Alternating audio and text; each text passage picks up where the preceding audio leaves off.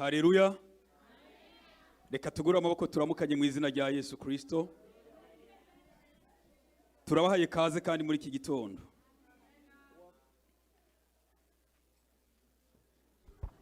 Amen. Welcome you on this beautiful morning. Twari tuvuze ngo turabahaye kaze kandi muri iki gitondo. We have said welcome you in this beautiful morning. Muramahoro. Are you in peace? Are you safe? Nibande banezerewe tuduza amaboko mu izina If rya you're Yesu. happy, raise your hand. Amen. Wumva ari sawa. Do you feel right? Imana ibaho umugisha. I said this, God bless you. Hanyuma nagira nkoresha iminota 2. I'm going to use about 2 minutes max. Mu mwanya mfise. In the time that I have, Turirimba karirimbo kamwe duhagaze. I'm going to sing a song by all standing. We're going to all stand and sing a song. Na karirimbo nkunda cyane. It's a song that I love a lot. Sabo kadufasha karirimbo twaririmbye ejo hano. Imvugo. Amen. Tubasaye mu mike. Adufasha cyane.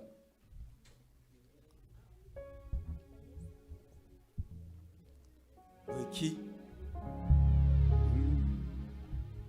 imvugo ni, let's go. Imvugo yiwe ni hame, tegereje umunsi n'isaha, Kwari data wabivuze bizoshika. Dusubiremo twese. Imvugo yiwe ni hame, tegereje umunsi n'isaha, Kwari data wabivuze bizoshika. N'umugabo w'umunyakuri, ibihamya birahari, iyo yuguruye nta ushobora kugara.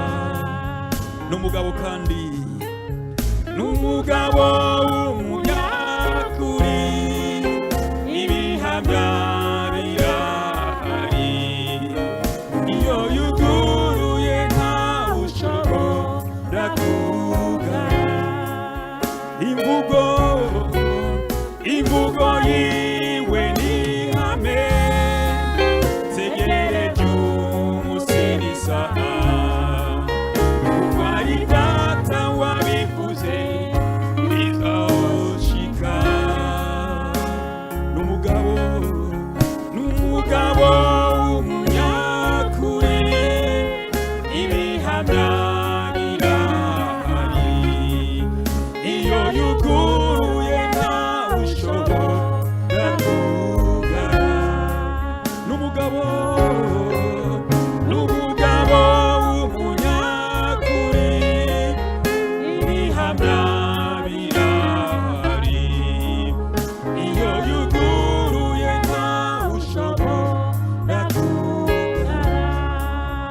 Iyo yuguruye nta ushobora kugara.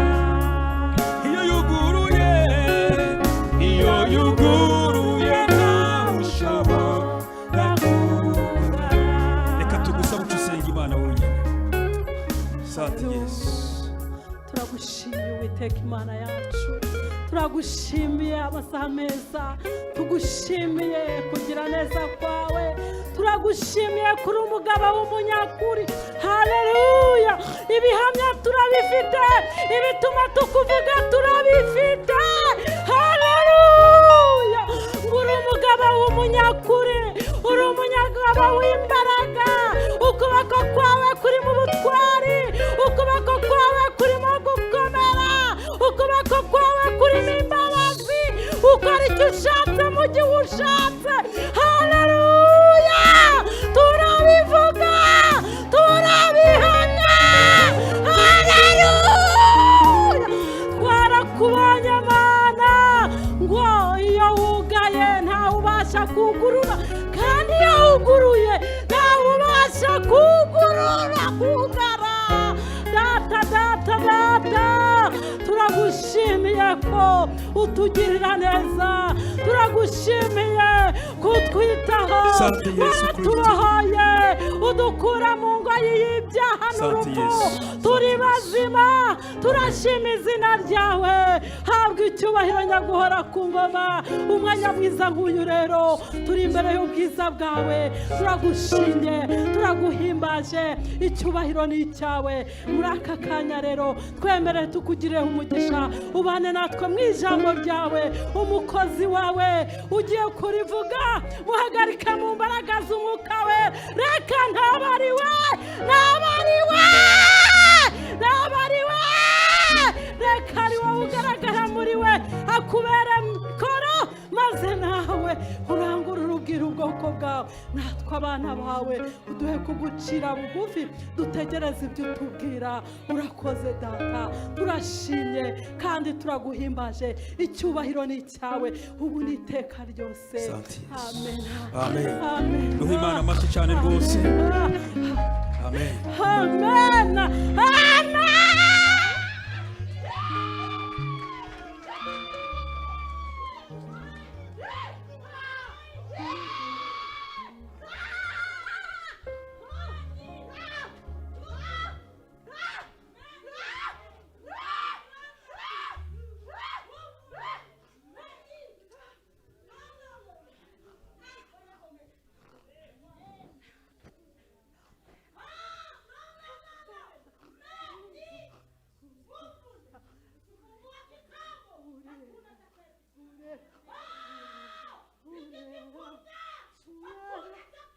Asante Yesu.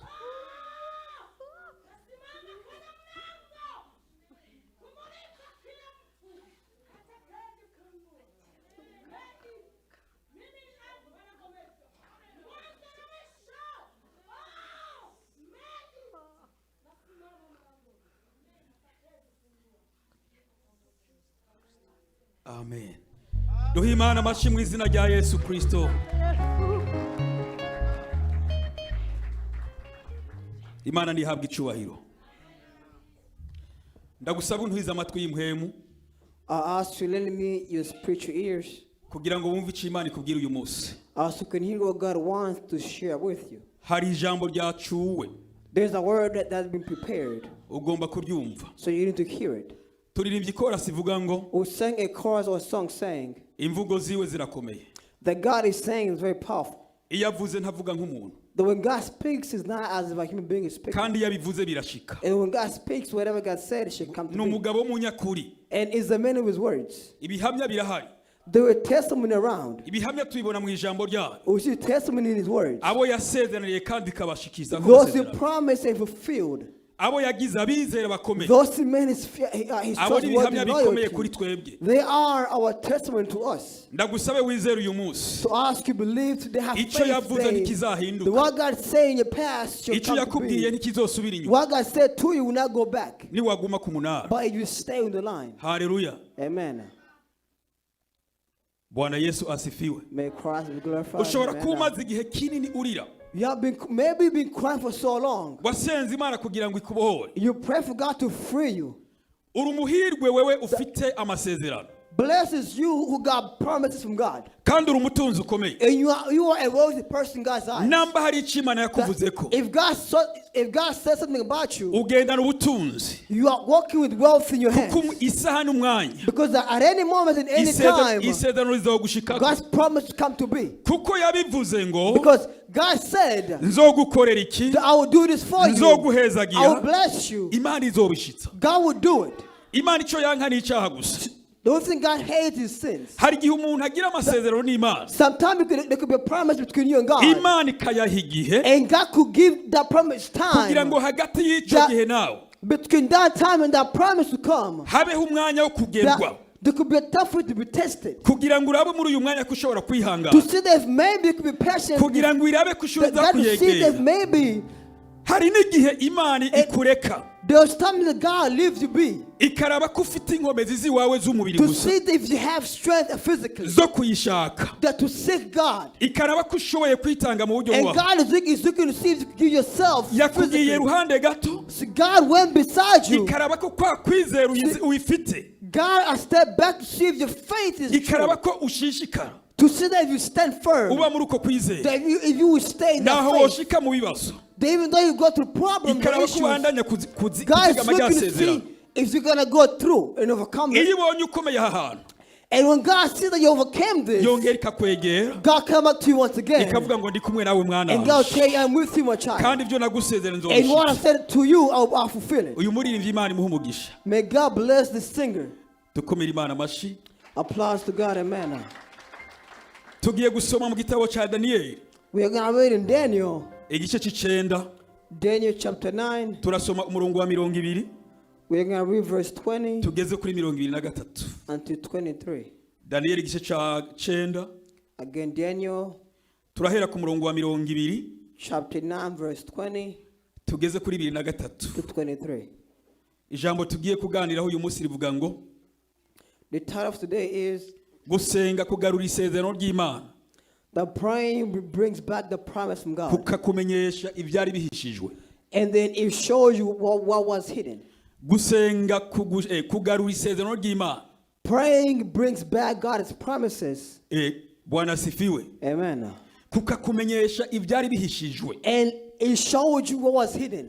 iyo udasenga Because if you don't pray, ntushobora kumenya igihe aho kigeze. you can never know what time is it. ntushobora kumenya n'icyo Imana igomba. You can never know what God wants from you. iyo dusomye Bibiliya If you read the Bible, guhera kuri ba Mose na Aburahamu from Moses unto Abraham and others, bumva ijwi ry'Imana kuko bagiye gusenga. they hear God's voice only when they are praying. iyo baduze ku musozi gusenga When they go to the mountain, they pray. noneho Imana yakiza Then God will come down ikumva amasengesho yabo. and God will hear their prayers. hanyuma Imana ikamubwira ngo And God will tell ndumvise them, ugusenga kwawe, I've heard your prayers. genda umbarire ubwoko bwanje ibi Go n'ibi down n'ibi. and tell my people this and this and this. And noneho this. akava ku musozi. So he go down the mountain. iyo yari gusenga akaza When n'ibyo he was Imana praying, he yamubariye will come down with what God told him. akabishikiriza ubwoko And he bw'Imana. will tell God's people. Bibiri indirimbo ivuga ngo ya The 75 Bible says that umuntu adasenga wese those who don't pray yamana ibyaha. will stay with their sins. iyo udasenga If you don't pray, wamura umuja w'icyaha, you are an object of sins. ariko iyo usenga But if you pray, wama wuzuye umwuka you are w'Imana. filled by God's holiness. umwanya wose ufitanye At any imigendere myiza moment, you n'Imana have a connection with God kubera ko ufite igihe cyo gusenga. because you have good time to pray. Haleluya. Amen. dusomere mu izina rya Yesu Kristo. Let us go and read.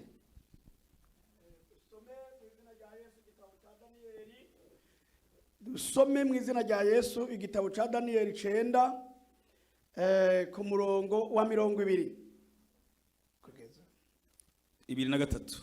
kugeza 23 haravuga ngo iby'amayinga 70 nuko nkivuga nsenga natura icaha canje senga natura icyaha cyane nsenga natura icaha canje n'ic'ubwoko bwacu bw'Abisirayeli kandi ngitakamba uhoraho Imana yanje umusozi wayo wera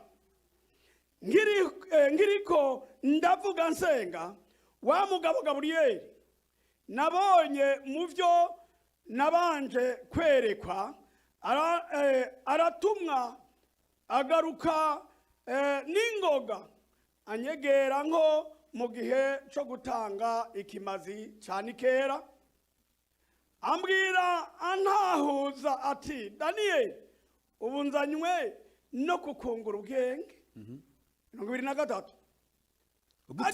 ugitangura gutakamba hacuwe ijambo kandi nzanywe no kuri kubwira kuko uri umukundwa cyane nuko iryo jambo uryiyumvire cyane utahure n'ibyo weretswe.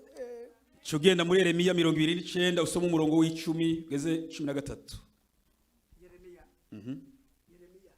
Yeremiya mufashe Damien ntabiri ufita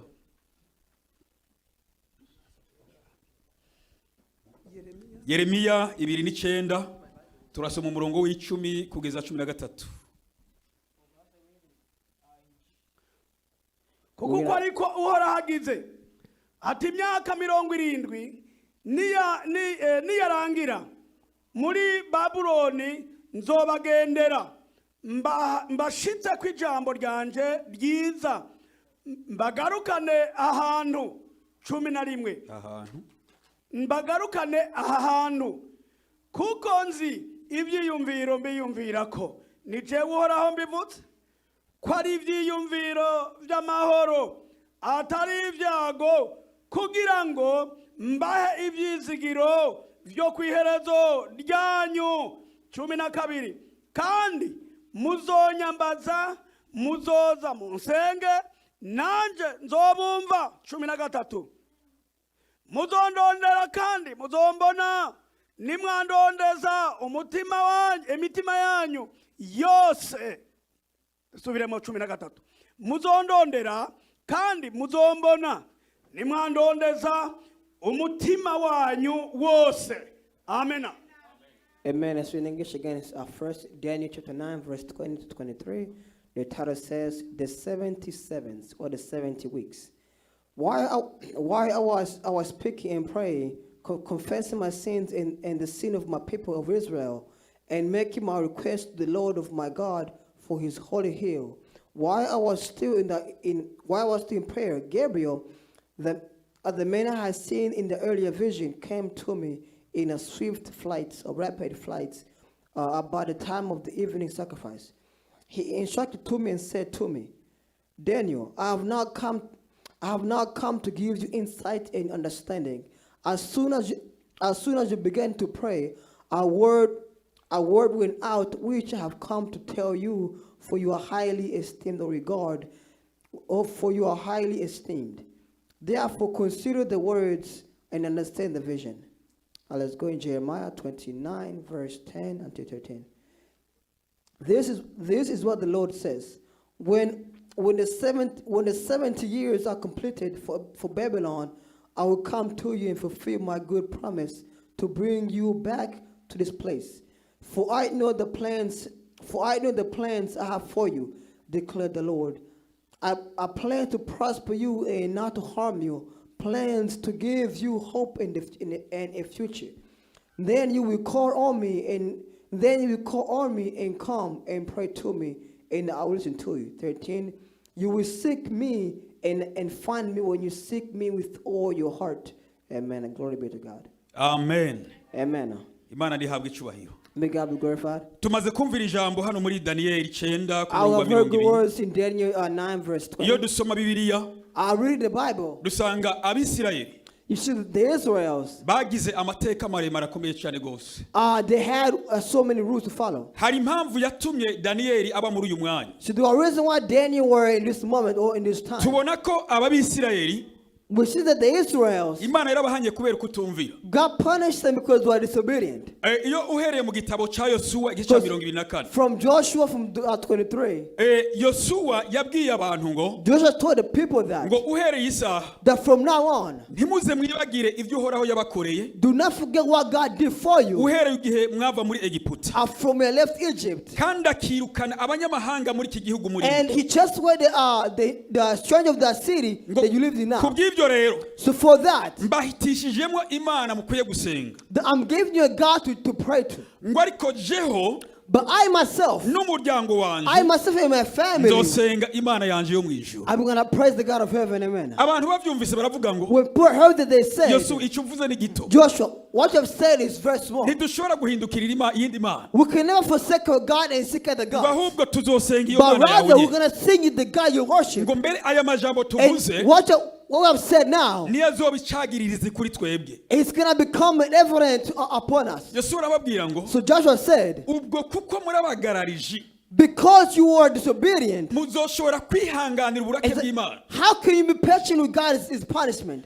God is wrath. Twakubwiye ko ibyo tuzobishobora ibito. We have told you what we have said is very small and we can do it. Yosuwa yandika ya majambo yose So abantu Joshua bavuze. wrote whatever they said. Amaze kuyandika He took note once he wrote it none ngo down. afata ikibuye kinini He took a big rock yomeka ko ya majambo yose and bavuze. he put the word that said on that rock. Arababwira ngo And then he told them, iki kibuye nshize hano this rock I have put here, cyanditse ko ya majambo which mwavuze. is written of what I've said. Buri muntu wese azohora acaho Each person who passed here, araba ibyo yavuze. and they look of what Kuko I yavuze said, ngo yahisemo kugendana n'Imana. because they said that they chose to follow God. Nivyo bizo icagiriza kuri we. And this is going to become evidence against you. Babwira ati twahejeje mutama And they ntidusubirayo. said that we have spoken and we will never go back to our words. Yosuwa ahejeje kuvuga So ibyo when Joshua said that, aca arapfa. Joshua died. Amaze gupfa So when Joshua died, abisirayeli bamaze igihe kinini badafite the umwami Israel for so long they had no king. noneho buri muntu wese acatangura And gusenga imana each yiwe person started worshiping their own God. kandi bamaze kuvuga ko They have said already iyo mana yawe niyo that tuzogendanira they're going to follow the same God Joshua was following. iyo usomye mu gitabo c'abacamanza 19 na 20 If you read 1 Kings chapter 10 and others, hageze igihe it got to a time where abisirayeli imiryango 10 the 10 families of the Israelites, imanuka kwica abana b'abahungu bose mu miryango ya Efraimu na Yuda they came to kill all the boys of Ephraim and Judah. barabica bose barahera They abahungu killed bose all of them, all the boys. babahoye umugore w'umurewikazi Because of the wife of the nko mu Levites, miryango 12 ya ruguru among the 12 families on the north, kuko yafashwe ku nguvu baramwonora because she was raped. kivuga ati nimwe mwabigize So they say it was you who could. bose barabica So they killed all of them. ya miryango imaze kumenya ko yishe ababo When the family heard that they have killed their members, bongera kugarukana imisoro ija gutegwa kandi kugira ngo bongere barondoke they came to bring out the boys so they could prosper. Hallelujah. Physically. Amen. dusanga ko rero So we see that mu ntambara zose bagiye bagira in the wars they went through, all they were going kuko through, imana yari yaravuze ngo ni ubwoko bwanje because God said that they are my people, kandi imana ari inyembabazi and God is a God and God is a forgiving God. imana yari itegereza mu bisirayeli God looked among the Israelites ikaraba umuntu yoba agifite akariro ko to see gusenga if only there could be one person who had the urge to pray, ikitegereza and God will look, imana igatuma abantu baza gutera isirayeli and God will send people to go and attack the Israelites. ubwami bugakorana A kingdom will gather. iyo buje gutera abisirayeli But whenever they come to attack the Israel, imana igaca ihagurutsa wa muntu umwe agisenga imana and God will call the one person to pray to God, bakamugira nk'umucamanza wabo cyangwa umwami and wabo that he or she become like a judge or a king to tubona them. ba debora ba yefuta We see Deborah after bagiye baba abantu b'abacamanza muri icyo gihe they become like judges in this moment. when they imana were iraduka king. gushika ku bantu 12 aribo samusoni And God came down to the 12 people, which is samusoni Samson, nawe aba nk'ababandi ijambo ry'imana and rikuriho Samson became like those, like aba nk'ababandi he became like judges. babaho ubuzima So they live their bwo lives kutagira imana without having a God. haleluya Amen. muri icyo gihe At that time, yeremiya niwe yari umuvugishwa Jeremiah was a prophet kuko ba ezekiyeli bari bakiri bato because Ezekiel, they were still young. ba daniyeli ntibari bwavuke Ezekiel, Daniel, they were still young. Daniel has just been born. yeremiya So Jeremiah, amara imyaka 23 for 23 years, n'abandi bavugishwa with other prophets, baza muri bo they came to them. bati mwarahevye imana yanyu They say, you have forsaken your God, mwasenze izindi mana and now you have took up another mwabaye God. abasambanyi You became a prostitute. mwaye abasuma You became thieves. mwahevye gusenga imana yanyu You forsake the worship your God. kura ngaho ivyo twebwe si byo turimo And they said, leave us. kuva ku mwaka wa mbere From the first year gushika ku myaka 23 until 23 years imana passed, iravuga ngo ibisi ndavyihangana God says, I will not be patient. haleluya Amen. hari ibintu abantu mukora ugasanga See, muri the thing that we kukwegera do, imiryango yanyu amagorwa the thing that we do, you bring ukaba problems mu to family. rusengero ugukora ibyaha You in the church committing sins, kandi bikakunezera and it makes you happy. ukagaruka ni mu rusengero And you come back to church, ugakora ibikorwa by'imana mu and you rusengero work for God in the church, ariko uri kukwegera amagorwa but you're bringing problem to us. muri ico gihe At that time, abavuye muri egiputa nta n'umwe yari akiriho those from Egypt, there are none among them, they all passed away. bari abantu bagiye bavukira mu nzira The people who are born along the way in the desert. bwana sifiwe Amen. imana yabyitegereza So God looked, ibona ko banse kumvira abavugishwa and bayo God saw that there's no one listen to his servant, the itegura prophet. ubwami bw'i babuloni So God prepared the kingdom of mu Babylon mwaka w'amajana 612 in the 60s. ico gihe ashuri cyari igihugu gikomeye cyane Ashur, rwose at that time, Ashur was a powerful kingdom. babuloni irahaguruka So Babylon stood up itera ashuri and attacked Ashur, iracigarurira and itera egiputa so he attacked Ashur in Egypt, iracigarurira and then it became his own Iduka his Buyuda. kingdom. They went to Judas mu bisirayeli yerusalemu among the Israel in Jerusalem, irahatera irahigarurira and he attacked them, and then he took the whole city. n'ibihugu byose And, byari and bihakikije alongside the cities around it, and babuloni irabyifatira so Babylon seized all the cities. muri iki gihe cya mbere At that time, in the beginning, baharura imyaka basubiza inyuma so they counted going back. hageze mu mwaka w'amajana 605 When it came in the 1650s, niho intambara yakomeye. then wars. Uyu mwami araduga Yerusalemu. See, the king went to Jerusalem. Niho yanyaze ba Daniyeli na ba Shadraka na ba Here Meshaki. is where he took Shadrach, Meshach, and others as Amaze slaves. gutera iyo ntambara, When he attacked, when he brought war upon them, ntiyapfa gutwara umuntu ataca amaze. see, he didn't take anybody that was worthless. Nka twe bagufi ntitwagenda. See, if you are short, he wouldn't take you. Batora abantu barebare, He took those who were tall. imisore miremire Young men who were tall, physically, kandi izi kuvuga, who could speak, itagira isoni. who were not shy. Bwana Yesu asifiwe. Amen. Bashobora guhagarara imbere y'abantu ntibajugumiye. Who could stand before people without fear or Baca trembling. bafata ubuntu bwose ataco bumaze, So he took everybody who were worthless, babugumizayo. and they stayed there. N'umwami yitwa Yehoyakimu. And the king called Jehoiakim. Uyo mwami Yehoyakimu nawe, That king Jehoiakim, kubera abanyabwenge bose bari babatwaye, because they took all the wise men, n'ab'ivy'umwuka bari babatwaye, and those who the prophets were taken as ubwenge well. bwiwe buracanganyikirwa, So the king was confused. uburongozi buramunanira, His leadership was arabura ivyo akora n'ivyo areka. decreased. He didn't know what to do and what not to do. Kuko hari hasigayeyo bande, Because who was there left? hari hasigaye abantu ataco bamaze. Those who were left in that city were those who were Muri unable to. politike ntaco bari bamaze, Political wise, they were mu vy'umwuka ntaco bari worthless. bamaze, Spiritual wise, they were worthless. mu bwenge bwo gufasha abandi ntaco bari Wise bamaze, wise, they were worthless. n'ubujuju bugenda ku mwami nawe ntaco yari Even to be amaze. a fool, they were worthless. Bose babi bijuju. Basically, they all became fools. Haciye imyaka runaka, Up to certain years, uyo mugabo baca bamudugiriza ikori, the brother pressing a call. aravuga ati iri kori jewe ntabyo nshoboye. Tax, So they increased tax. baduza tax They increased tax mu gihugu cyose. in that city.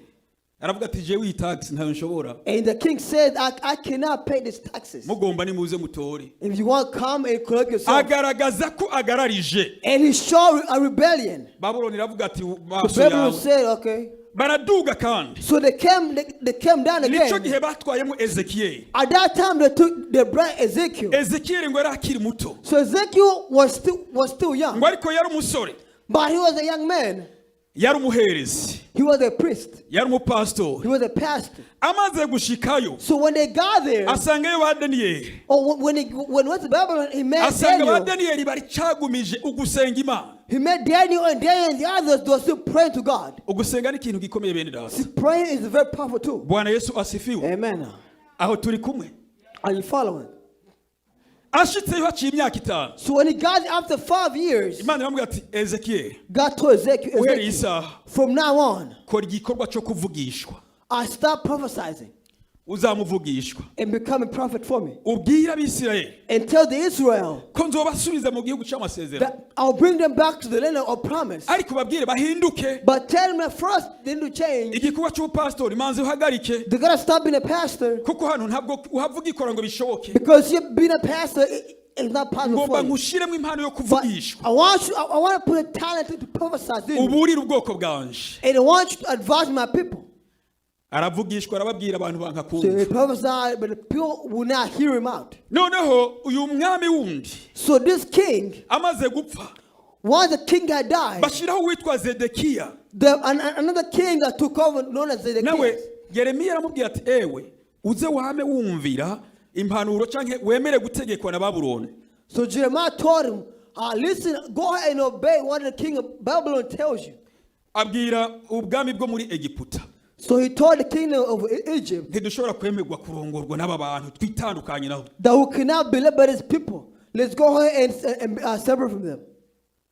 Yeremiya aramubwira ati ewe emera, hariho igihe Imana yategekanije. Jeremiah said, no, don't do it now, because there's a time God Aravuga has ngo prepared. sindavyemeye. But he said, I cannot accept this. Inkuru zishikiye Babuloni, So the news got to Babylon. haca haba intambara igira gatatu. Then there was a third war. Babuloni iraduga, So Babylon came, iduga ufite umuriro, came with fire. ibyari bisigaye byose Whatever was left in that city, i Yerusalemu byose there was left in Jerusalem. baturira n'inzu y'Imana, They burned everything and they burned the baturira church. n'ibintu byose. They burned everything down. uyu mwami Zedekiya So this king did the king. abana biwe bamwicira imbere, They killed the kid in front of his eyes. nawe bamutobora amaso, And they plucked out his eyes. bamuboha iminyororo, And he was chained. bamushyira umwami w'i Babuloni. The bribes of the king of Babylon. niwe wagararije wanse kunyumva. And it's you who became, who wanted to go against him. muri iki gihe Isirayeli iba nk'izimanganye, At that time, Israel became fade away. ariko ngo Yeremiya we But this Jeremiah, yasigaye Yerusalemu.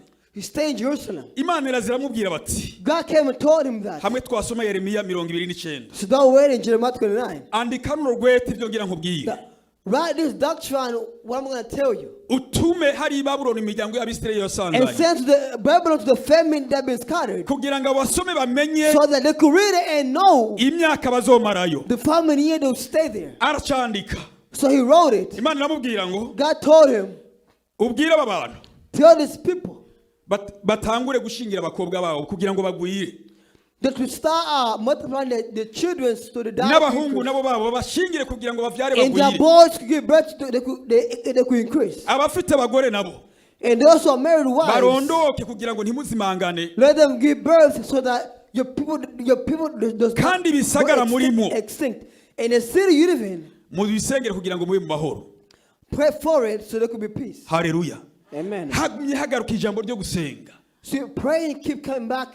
Gusenga ni ijambo ryiza rwose. See, praying is a good thing. Gusenga rugarura isezerano. Praying brings back the promise Gusenga God made. guhishura ibyari binyegeje.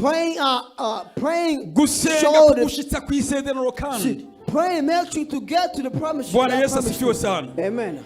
Rwagwete ruragenda. See, the document came down. Ezekiel ararubona. Ezekiel saw it. Arabwira abantu ariko abantu To the ntibayumva. people, Ntibayumva. but the people again would not listen. Ariko Daniel ariyumvira ngo nkore iki? But then you thought, what should I do? Senga naho. So you prayed and prayed. Harimo rya jambo twayumva rivuga ngo There was a word I've said earlier bari bagenewe igihano cyo kumara amayinga 70. that they will be punished for 70 weeks, Bisigura imyaka 70. meaning 70 years. Ariko ibindi bitabo byo bivuga ngo Another book says, buri ndwi yari igerewe imyaka ndwi. basically a week was considered as a year. Bisigura ko ayo mayinga 70 So when it says 70 weeks, yose uteranije imyaka ndwi if you could put them together, ni kangahe? is how many? Amajana na 90. Imana iguhe umugisha.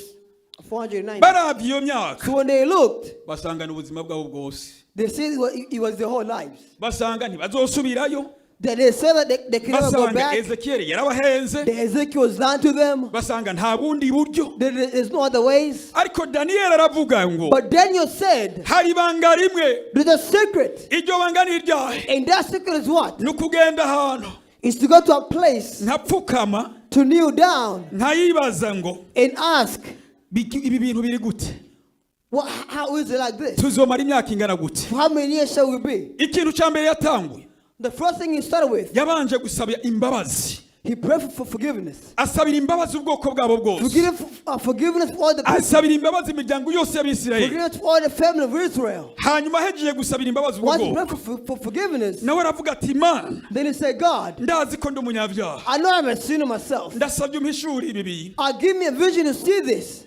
Ariko uhereye ku murongo wa mbere ku gice cy'icenda But from verse 9, from verse 1, mu bitabo byari bihari in the book that was there, yarazinguruye arasoma asanga cya He opened gitabo the book. cyarashitsemo, he saw the book come to be. asanga na mayinga 70 guteranya asanga saw na the- majana na 90. He saw it was 70 weeks, but by going by the rules metaphorically, it was yiha umwanya wo gusenga. 490 years. So it took time to Iyo pray. usomye ku murongo wa gatatu When you read in verse 3, aravuga ngo mpamagara Imana then it says yanje that I'm going to cry upon my God. ndayiyegurira I'm going to put it in my border upon my God. ndisonzesha I'm going to fast. nambara amagunira If it's wear sack, senga Imana I'm yanje going to pray to my God. nsabira ubwoko bwacu I'm going to pray imbabazi for my people. kugira ngo menye iyi myaka So I could know these years. ingana gute ubwoko bwacu buzomarayo. How many years shall be to my people? Bwana Yesu asiwe sana. Amen. Noneho Imana irumva So God heard amasengesho yiwe. Daniel's Ku prayer murongo wa 22 on verse 23 to 22. havuze ngo It says ambwira antahuza that he told me ati Daniyeli He told me, he said, Daniel, ubu nzanywe that no kukungura ubwenge. I have come to give you insight and Isengesho ryatangiye understanding. kubeneranya. Our prayer came instant to be. Bwana Yesu asiwe sana. Amen. Riraduga So the prayer went up kuko yabanje gusaba imbabazi. because the prayer for forgiveness Umumarayika first. ngo atumwa n'inkomezi The nyinshi angel came yiruka down, sent by the power, ngo amukora ko mu gihe cyane kera cyo and he gutanga taught ikimazi. him. He touched him, Aramubwira ngo and he told Daniel, Daniyeli he said, Daniel, nzanywe I have been brought no kukungura ubwenge to give you understanding kugira ngo nkumenyeshe so that accurately you could know iby'ayo mayinga 70 about the 70 weeks. ku murongo wa 23 Line 23 says, ngo ugitangura gutakamba the moment you are praying, hakozwe iki? what happened? Amen. Amen. Mu ishengero hakozwe iki? Amen. It says the moment you pray, the word came. Ngo ugitangura gusenga The moment you began praying, hacuwe ijambo. a word went out. Hari ijambo ryacuwe. The word that went out, Tugitangura gusenga when we started praying, hari ijambo ryacuwe. a word went out. Iryo ni isezerano tugomba And I gushikako. promise you should get to. Imana yumvise ugusenga God heard kwacu. our prayers. Tugomba kwinjira muri iryo We're sezerano. entering into our prayers. Ariko tubanje kwatura ibyaha byose. But only once we pray for our Hari sins. ijambo ryacuwe. A word have went out. Icyo yavuze ntikizohinduka. What God has said will not be. Icyo yakubwiye ntikizohinduka. What God told you will not be changed. Guma ku mavi usenge. Stay on your knees and pray. Hari ijambo ryacuwe. There's a word that went out. Gira mugenza we hari ijambo To a ryacuwe. friend, a word went out. Mubwire ngo Imana izanywe no kukungura ubwenge. God have come to give you more understanding.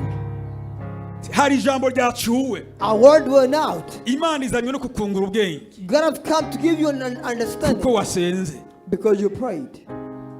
Abasenze baduza amaboko turabe. If you prayed, raise your hand high. Hari n'abatasenze. Something to pray, it's okay. Hari ijambo ryacuwe. A word went out Kuba restoration. to the restoration. Imana igomba ikore. God wants to work. Nta kindi Imana itugombako. So God wants us nothing from us. No kwihana. It's repentance. Imana iramubwira ngo So God told Daniel, uyo mumarayika God told the angel, ayo mayinga 70 ubonye that those 7 weeks of sin, ni imyaka 70. it is 70 years. Abisirayeli bazomara hariya mu bunyagano The Israel will stay there as slaves kugira ngo icyaha cyabo giharirwe. so their sins could be forgiven. Imana burya hari igihe tubona ko Imana umengo ntigoye uwundi mwanya igoye. Sometimes we think God is not, it's easy, but God is not. It's Ubu difficult. woja kwiba cyangwa ugasambana hanyuma ukaza kwihana. See, if you go and commit adultery and steal, Imana and igakikubwira repent. ngo nzoguharira haciye reka mvuge basi imyaka 5. Okay, if God said I'm going to forgive you after 5 years, Ubu turi 2021. now we're in 2021. Izo mbabazi zizoza 20 na kangahe? Best that forgiveness can come. The forgiveness will come in 2026, 2027 na 27. 2027. Wohihanganira. Would you be patient? Woca uvuga nibyo baporoti ndabivuyemo. Imana yovuga ngo ntimpari. You will say, Ariko but Imana iricyari ku ntebe y'imbabazi. God is still on the throne of Iyo forgiveness. myaka Imana yari yabagereye. So those 7 years God had set for Kwari them. kugira ngo Imana irabe ko It was bumva. to see if they could listen. Bari abantu batumva. Because the people who not listening at all. Nta Imana Because itakoze. God did whatever He could. Imana yabahaye ifungurwa. God fed them. Imana yabajabukije Yorodani Farawo ari nyuma. God across the river of Jordan. Igihe cyose abayobozi babamo babwira ntimuze At mwibagire all Imana. time, God would tell them to not bring issue. Ariko banyarutse kwibagira. But they forgot very quickly. Bibagira imyaka 400 bamaze muri Egiputa They na forgot 30. for 400 years they were in Egypt the slaves. Imana ibavaneho baravyibagira. So God brought them back, but they Imana forgot yongeye that. ihanisha imyaka 490. So God punished it for 490 years. Banta kwihana kandi. But they will not repent. Haleluya. Amen. Ntimuze mwibagira icyo Imana yabakoreye. Do not forget what God did for you. Hari ikintu kimwe nkunze kuvuga. See, there's something I love to say. Nta muntu yinjiye iburaya Nobody came into the US atavuze ngo nzogukorera. without saying, I will work for you. Buri muntu wese kubera ko yabona abazungu baje bari mu modoka ati baje kurondera abantu baje Because we iburaya. see people coming over there with cars and everything. Hari abamavi yakobotse kujya kw'inkobe. Some their knees were bruised. Like an animal. abandi bagira ibitabo bandika nzokora iki nashikayo, Some wrote books that I will do this when I get there. nzogira iki n'iki I will ninashikayo, do this when I get there. nzogira iki n'iki I will do ninashikayo. this when I get there. Bamwe bashitse ino Someone that got here, ingo zatanguye gusambuka, their household got destroyed. abandi batanguye kunywa ibiyayuramutwe, Some start doing alcoholic and be drugs. abandi basigaye bigenga, Some are independent. abandi ntibagihanurwa. Some cannot be advised. Umutamu weje niwe yatubwiye ngo An elder yesterday told us. yaduhaye umugani umuntu umukozi w'Imana yavugishije. He gave us a story of a man. Aravuga ngo abagore canke abagabo And he bumva said- batuntuye Imana yobugure kugira ngo batandukane n'abagabo babo canke abagore babo baze hano babyiyumviye. He said that men and wives who cannot get on with their wives, let them get divorced and come to church. Yatubwiye ngo hihanye abantu benshi He said many kuko Imana repented yakibagirije nk'icyaha. because God accounted to them as a sin. Igihe wasenga Because when you pray, raba icyo wavuze imbere y'Imana, see what you said before God. raba ko ukigira mwa rwa rutonde rw'Imana, See if you're still raba ko following. It. washikije bya bindi wavuga, See if you have fulfilled what you've raba said. mu murimo urimwo ko See if atantege your work if nk'ufise, you're not weak. raba mu buririmbyi bwawe ko See atantege if nk'ufise, you're single if you're not weak. raba mu bukristo bwawe ko See if atantege you're if nk'ufise. you're not weak. Hari igihe isezerano ryanga gushika, Sometimes a promise cannot come to be nawe wahawe imyaka because you've been given years. kugira ngo Imana irabe muri iyo myaka So God could see in those years ko hari ikintu ushobora guhindura, that there could be a change within you. Imana irabe kuyegera. So see if you could get Ariko close to God. yisenga But when you pray to God, hacurwa ijambo. a word goes out. Haleluya. Amen. Hacurwa ijambo. A word goes out. Amasengesho tumaze iminsi tugira, The prayer we've been praying for the past few days. hacuwe ijambo A ryo word- kugurura umugisha, A word going out to open blessings. hacuwe ijambo ryo A kutwinjiza word mu cyo going out twifuza. to see what we desire. Twahawe kungurwa ubwenge, We've been blessed we got blessed with an understanding. twahawe kungurwa ubwenge. We've been blessed with Hacuwe understanding. ijambo riduhumuriza, A word said to give insight, to rivuga ngo bana give us banje hope that my people, my kids, ndabazi, I know you now. saba icyo mugomba cyose, Ask me whatever you want. kandi ibyo mwansabye And what you have asked me for, ndabyuguruye I've opened doors. kuko numvise ugusenga Because all your kwanyu. prayers, Ijambo the riracuwe, order, manukanywe no kubishyura. I have come down to fulfill what I've said upon you. Haleluya. Amen. Muragomba kwimara itu. Bwana sifiwe. Amen. Bose kurabishaka. Bose kumukuru umugabo. Oh, that's Bwana Yesu asifiwe. Amen. Icyo tugomba gukora ni iki? What is that we want to do? No kwibuka ko hari inzira wataye. Is to remember that maybe there's a path you have lost. No kwibuka ko hari icyo wasezeranye Remember imbere that y'Imana. maybe you made a promise before God, Icyo kintu ntiwagishitsa. and that which you promised you did not Icyo fulfill. nicyo kiyaba kikuzibira kudashika mu That might be isezerano. a reason why your promise cannot come to be. Haleluya. Amen. Namba waragikuyeho. If you have forgotten it, Ibyo wasezeranye byose imbere y'Imana. what you promised before God, Waramaze kubikuraho. if you have already fulfilled them, Hacuwe ijambo ryo kukwinjiza mu wundi mwanya. a word came out to bring you to another Uva mu position. buntu winjira mu bundi. Going from blessing to more blessings. Satana kwitegereje akagutinya. When sister looks at you, it fears you. Kubera ko ufite igihe cyo gusenga. Because you have time to pray. Muri Yeremiya hatubwiye ngo iki? Jeremiah says, Dusomere mwari mujya murongo nyine. 29:10.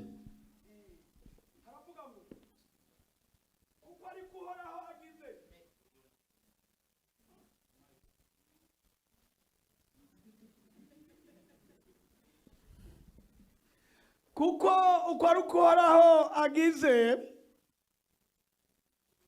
ati imyaka 70 niyamara muri Babuloni nzobagendera. Amen. Mbashitse ko amasezerano, mbashitse ko ijambo ryanje ryiza. Bwana Yesu asifiwe. Ngo iyo myaka niyagira gute niyashira. the once those years have passed, Nzobagarukana I'll bring you back mbashitse aha hantu and bring you to the place kandi mbashitse ko amasezerano. and fulfill my promise I made from you. Reka tuvuge ngo So let's say this. imyaka tumaze The irahagije. years have been here is enough. Tugomba gusaba Imana We can ask for God, byanka bikunda no matter what happens, igaruka aha hantu to come back here ibe muri twe and let God be with us itwinjize mu isezerano. and let God fulfill the promise Tugomba I made. gusaba Imana When I pray to God, imyaka 15 the irangiye 15 years has turi muri passed. iki gihugu Be in this country. tugomba gusenga You wanna pray imana so igaragaza God could show ukubaho kwayo that He's living muri restoration. and He's nibuka existing in igihe kimwe restoration. turiko turasenga So when you are praying 2010 in 2010, imana iravuga ngo God said, muri iki gisagara in this city, muri restoration in restoration, nzohashinga igiti kinini, I'll plant a big tree, igiti a cy'amashami, tree that have many branches, igiti gitoshe a tree that's very nice, cy'amababi asagaraye cyane that has good rwose. leaves. Abenshi bazoza The men bacugamemo will come to seek shade, kandi bababaze ngo and they will ask you, byagenze gute, what did you do? ngo ibitangaza bizokoreka, Miracle would happen. abarwaye bazokira, Our people will be impumyi cured. zizohumuka, Our blind will be, abasambanyi bazoheba gusambana, those people that you will be, abasuma bazoheba our kwiba, thief will be forgiven kuko ari jewe nzo warahashize ico giti. because it will be I who plant that tree. Tugomba kubaka, So we want to build. tugomba guhamagara Imana, We want to call God. tugomba gusenga We Imana. want to pray to God Iyi myaka 70 that this 70 years tugomba kwivamwo we want to live them kugira ngo cya giti gishingwe. so that tree could be planted. Haleluya. Amen. Ku murongo wa 11 havuze ngo Verse 11 says, kuko nzi ibyiyumviro mbiyumvirako ni jewe uhoraho mbivuze, kuko ari ibyiyumviro by'amahoro atari iby'ibyago. Amen. Ibyumvira twiyumvirako the thought God is thinking about us, ni iby'iki? it is of what? Ni byiza si iby'ibyago. It's good, it's not bad. Mubwire mugenzi wawe hari ibyiyumviro Imana ikwiyumvirako. Dear friend, God is thinking good for you. Hari umugambi Imana igufiseko. God has a plan for you. Mubwire n'inkomezi nyinshi Dear tari, friend, with hari power, without umugambi Imana fear, igufiseko. that God has a plan for you. Ibyiyumviro kwiyumvirako That God is thinking, si iby'ibyago, but God is thinking, ariko ni ibyumviro by'amahoro. that God is thinking good for you. Igomba igushikana i Kanani. God wants you to bring in Canaan. Haleluya. Amen. Murongo wa 12 ngo kandi muzonyambaza, muzoza musenge, nanje nzogira gute? Nzobumva. Haleluya. Amen. Tuzoza, We will come tusenge, and we will pray. tuyambaze, We will call upon God. nayo izogira gute? And God will do what? Ngoma ndabasabe rero, So I'm going to ask you this. twijukire gusenga. Niho urufunguzo rw'ibintu byose ruri. Let's pray more because there's the key lies in praying. Twijukire kwisonzesha. Let's start with fasting. Wisonzesha rimwe wongere Because ku when wundi you munsi. if you fast one, do it twice. Wisonzesha indwi wongere ku yindi If you ndwi. do it, if you fast every week, do it every Umugambi Imana twice. igufiseko The plan God has for you, izowushitsa bivanye n'ingene God uyegera. will feel it depending on how close you are to God. Haleluya. Amen. Turi mu gihe cy'iherezo, We are in time of ending. niyo mpamvu bidusaba gusenga. And that is why it is a required that we pray. Muri Maraki 4 ku murongo wa mbere haravuga ngo Malachi 4 ehera mu munsi uhoraho uraje, look, God's time is coming. waka nk'itanure, There is coming shining bright in abibone the bose land. n'inkozi z'ibibi And those who are bad doers, bazoba ibishingwe, they'll be trash. Haleluya. Ngo ariko mweho By you, abubaha izina ry'uhoraho, those who respect the izuba name of the Lord, ry'umugororotsi rizobarasira, the name of the righteousness who rifite isuku shine cy'amababa bright upon yaryo, you, shine with his wings, muzosohoka mwikina amatavu nk'inyana zivuye mu ruhongore, that you come out dance like muzokandagira a child's abanyabyaha bamere lamb. nk'umunyota, You dance kuko mwagize gute? Mwasenze. because you prayed. Amen. Bwana Yesu asifiwe. Amen. Hari ijambo ryacuwe. A word went out for you. Icya mbere First things first. hacuwe ijambo ryo kutwongera ubwenge. A word will not give us, bless us with understanding. Wahora wiyumva ko ntabwo ufise, If you thought that you don't have understanding, akira ubwo bwenge buva ku Mana. receive God's understanding. Amen. Haleluya. Amen. Hacuwe iryo jambo. A word went out. Imana irababwira ngo ndazi ko umukundwakaza wanje. God said, I love you extra. Hari ijambo ryacuwe. A word went out. Iryo jambo ryacuwe, And that word which went out, nawe nuryakire mu izina rya Kristo. receiving. Amen. Ibyo yavuze ntibizohinduka, Because what God said will not change. imigabo yayo ntihinduka. God's plan Iyo abana b'abantu cannot change. duhinduka ariko yo ntihinduka. If people change, God does not change. Ibyo yavuze byose izobikora. What God said will come to be. Imana ibahezagire. God bless you all. Amen.